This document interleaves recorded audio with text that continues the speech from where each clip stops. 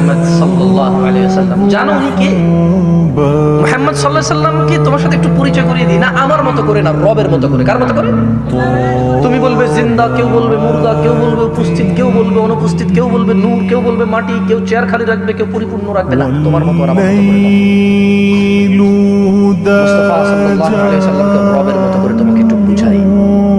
দেখো তো পুরো পৃথিবীতে আর মানুষ 10 লক্ষ মানুষ মিলে র্যালি করবে, 10,000 কোটি টাকার স্টেজ করে ঈদে মিলাদুন নবী পালন করবে। দেখো তো রব যেভাবে সম্মান করে তাকে পার করতে পারবে কিনা। দেখো রব কিভাবে সম্মান করেছে রাসূলকে সাল্লাল্লাহু। দেখো মুস্তাফা সাল্লাল্লাহু আলাইহি ওয়াসাল্লাম সম্পর্কে রব বলছে মুহাম্মদ সাল্লাল্লাহু আলাইহি ওয়াসাল্লাম। আচ্ছা, এই কথাগুলো আমি বলি এভাবে কোরআনে বলা, ঠিক আছে? এটা কথা বলার ডায়লগ, ওকে? আমি সেটাই কোরআনের কথা যেটা আমি কোরআন পড়ি ট্রান্সলেশন করি, ওকে? এটা একটা কথা বলার ধরন। আচ্ছা, মুহাম্মদ সাল্লাল্লাহু আলাইহি ওয়াসাল্লামকে আল্লাহ সুবহানাহু ওয়া তাআলা বলছে, কে বলছে? কার রব? আল্লাহ। কার রব?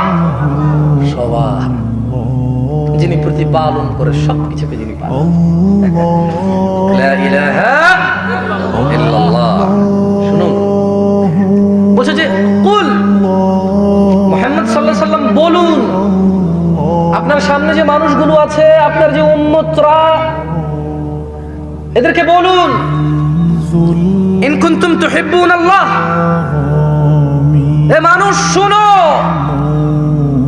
মহিলা এবং পুরুষ শোনো, তুমি কি তোমার রবকে ভালোবাসো? আমরা কি ভালোবাসি? ভালোবাসি। তাহলে শুনুন কিভাবে ভালোবাসতে হবে।